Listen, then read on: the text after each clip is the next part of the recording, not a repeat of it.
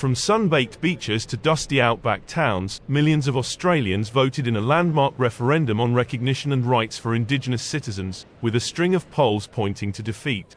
More than 230 years since the first British penal ships anchored in Sydney, a vote that was supposed to take a step towards reconciliation has instead exposed a gulf between First Nations people and the white majority.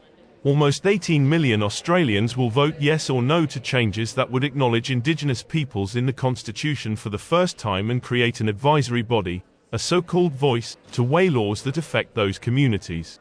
Australia's First Nations peoples have lived on the continent for more than 60,000 years. For Indigenous peoples, the arrival of British colonialists heralded a period of violent subjugation, forced assimilation and enduring deprivation.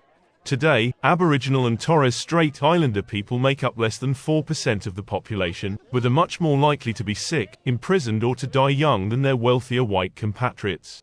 Yes vote supporters argue the reforms would help fix those persistent inequalities by engaging Indigenous people in crafting policies that affect their communities. But opinion polls give the referendum little hope of passing, with recent surveys indicating the yes camp is polling at just over 40% and the no side at nearly 60%. Voting is compulsory for Australia's 17.5 million voters. People already